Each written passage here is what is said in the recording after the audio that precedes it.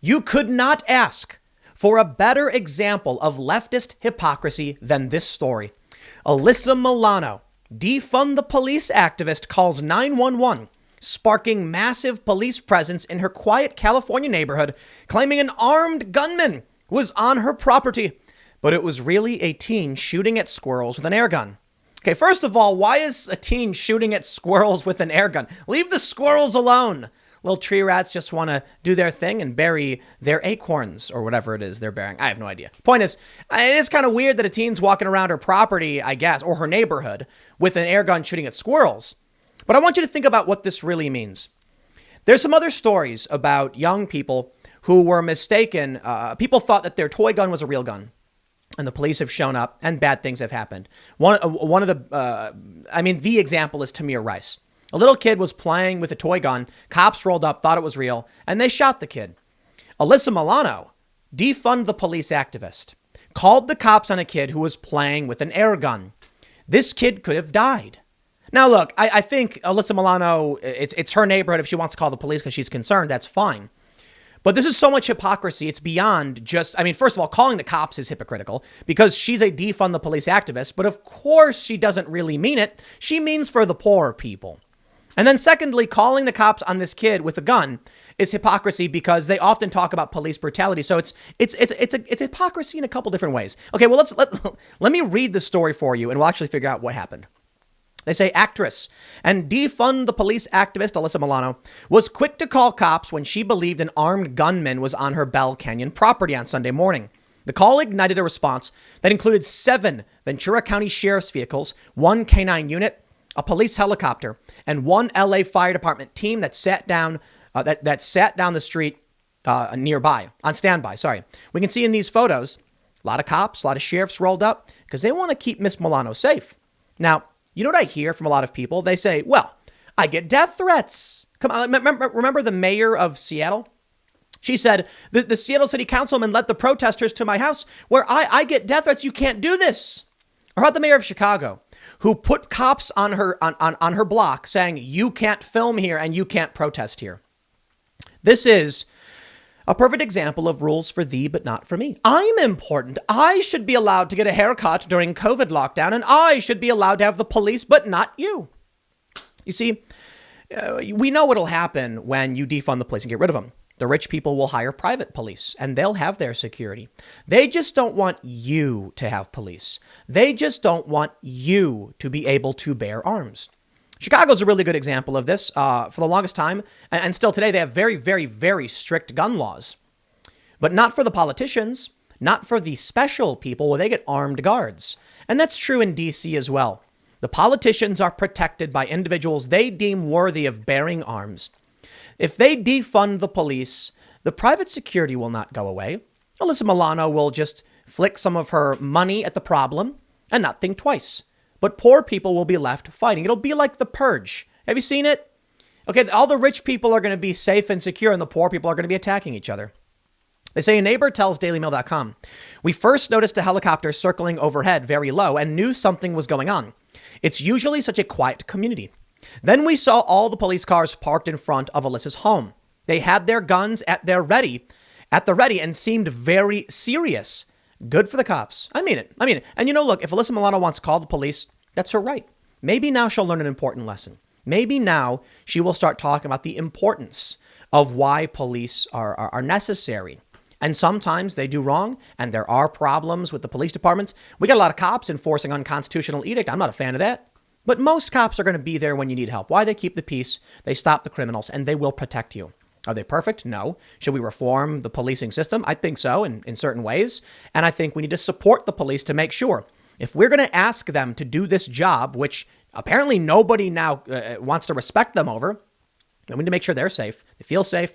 They're protected, secure, have the tools they need. We need more funding for the police. Well, Alyssa Milano had tweeted, defund the police. She tweeted it to Rex Chapman, so I don't know the full context. I do think they're probably finding the one time she said it, but come on. We know who Alyssa Milano is, okay? She is a hypocrite. She is all about Me Too up until it was Joe Biden who got Me Too'd. And then all of a sudden, well, actually, they say as the morning progressed, residents received updates from law enforcement. Alyssa and her talent agent husband, Dave Bugliari, 39, they said, had dialed 911 when they heard what they believed to be gunshots on their 1.39-acre property. They allegedly told the emergency hotline the sound scared their dogs and made them feel like the gunman was nearby. A description was given of a suspect to the officers who was male, 40 years old with a long rifle. The two, who have been married since 2009, were also concerned that it may be someone stalking the former Charmed and Who's the Boss star. In 2008, Alyssa filed restraining orders against alleged stalker Jeff Turner, a then 54-year-old man she claimed twice tried to break into the same home. The Next Door Neighbor app was rife with concerns. Just drove by about 12 armed officers on Bell Canyon Road, one resident wrote. They are responding to a call reporting a man with a gun in the neighborhood. This was also the cause of the helicopter. Stay inside, stay safe. We can then see several photos of the fire department, the police who came out. Alyssa Milano's gate sat open with law enforcement guarding the entire perimeter of the street, as these Daily Mail photos show. The search by air and street level lasted over 3 hours and ended abruptly at 12:20 p.m. It turned out it was a neighborhood teen with an air gun shooting at squirrels, a resident told Daily Mail. The male teenager witnessed the emergency response and later realized he was the cause and turned himself in. The officers then had an impromptu meeting with some of the residents in the Bell Canyon Community Center, confirming what they dubbed Squirrelgate. Isn't it just so silly? Oh, it's all nothing, huh? Alyssa has owned this Bell Canyon home since 2001. She lives there with her husband and their 2 children. In July, the left-leaning activist tweeted out to her 3.7 million followers a link urging them to sign the People's Budget LA that demands a 90% reduction in police funding. Bravo, Alyssa. So I was wrong. She definitely tweets about this stuff. She tweeted, "What is the Los Angeles Police Protective League? LAPPL is a narrow special interest group that lobbies our politicians to protect the LAPD budget, pension plus officers. But electeds need to protect people, not police.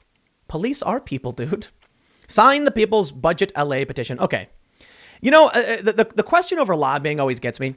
Do you know what this group does when they lobby? Do you think they're showing up to politicians' houses and saying, listen, we want to be able to oppress minorities with impunity, all right? That means you can't take our budget away. Or do you think the cops are like, this budget goes towards bulletproof vests. This goes towards a training program. If we can get better training for our officers, we can probably reduce a lot of these incidents. And you have to look at the cost of the lawsuits. We're spending this amount of money on lawsuits. We can end this by spending more money on protective gear, better training, etc., blah, blah, blah. That's lobbying. It's telling the politicians why they need the budget as it is. Because if you don't talk to them, they will just hear it from the activists. So they're trying to get all of these departments defunded. And it's happening. Milwaukee to lose 120 police officer positions under Mayor Tom Barrett's sobering 2020 proposed budget. After everything that happened in Kenosha, this is the appropriate response, they believe. Oh, you know what, man? It's people like Alyssa Milano that are driving the chaos. And she fully expects to be privileged and propped up. And everything should be okay for her. She's allowed police, just not you. The peasants, let them eat cake. I love the meme where it's like the natural cycle of defund the police. First, they say defund the police. Police get defunded. Rich people hire private security. Poor people then start complaining. The left then calls for private security for all. They eventually implement a private security public option, which you buy into, and eventually abolish private security, creating the all public security force, aka police. The only problem with that idea, actually, no, maybe that's a good thing. Because here's what might happen. You might get a police voucher program. I talked to a guy, he's Corey DeAngelis. He's a prominent conservative personality who really focuses on school choice. But I asked him about what if there was a police voucher program? The way it works is the school programs, maybe, I don't think it would work for police, but it's an interesting thought. The school programs are like this. Everybody pays taxes. Rich people pay more, poor people pay less. But then everybody gets one voucher per kid. You then go to the school of your choice and say, I will give you my voucher. This gives them funding. You're basically like buying something, but it's at a set rate based on a tax. But everyone gets equal access. That means lower income families can choose better schools, resulting in schools competing for better access. You see how that works? What if we did something like that with police?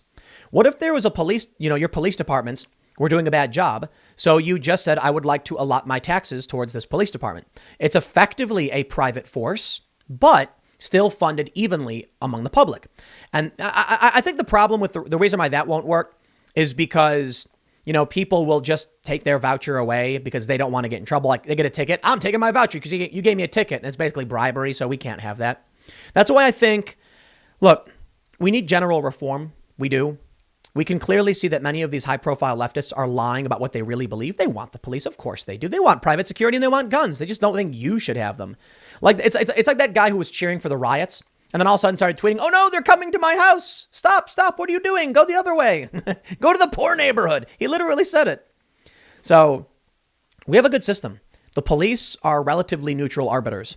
And the left says that they're arbiters of the establishment. Yeah, kind of. That's true. Just the status quo, and there can be problems there. But what's the alternative?